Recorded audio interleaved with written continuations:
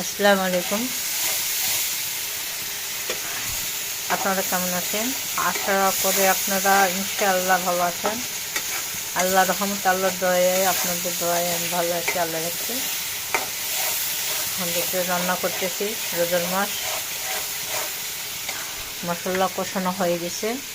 দেশি ট্যাংরা দিলাম। ট্যাংরাটা একটু হালকা মশলার ভেতর কষে নেব।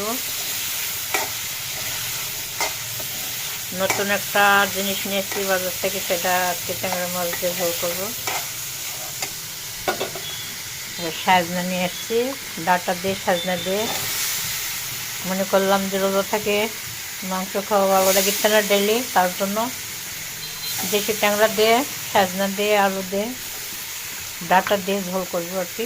হালকা হালকা খেতে খুব মজা লাগবে নাকি জানি না। আপনারা কি কোথা থেকে দেখছেন?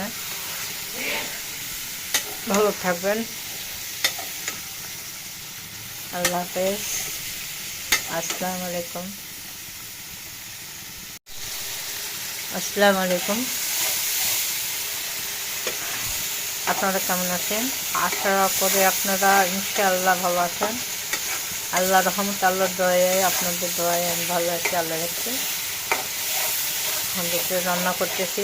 রোজার মাস, মশলা কষানো হয়ে গেছে। দেশি ট্যাংরা দিলাম। ট্যাংরাটা একটু হালকা মশলার ভেতর কষে নেব। নতুন একটা জিনিস নিয়েছি বাজার থেকে, সেটা আজকে ট্যাংরা মাছ দিয়ে ঝোল করবো। সাজনা নিয়ে এসেছি, ডাটা দিয়ে সাজনা দিয়ে। মনে করলাম যে রোজা থেকে মাংস খাওয়া ভালো লাগছে না ডেলি, তার জন্য দেশি ট্যাংরা দিয়ে, সাজনা দিয়ে, আলু দিয়ে, ডাটা দিয়ে ঝোল করবো আর কি। হালকা হালকা খেতে খুব মজা লাগবে নাকি জানি না। আপনারা কি কোথা থেকে দেখছেন? ভালো থাকবেন। আল্লাহ হাফেজ। আসসালামু আলাইকুম।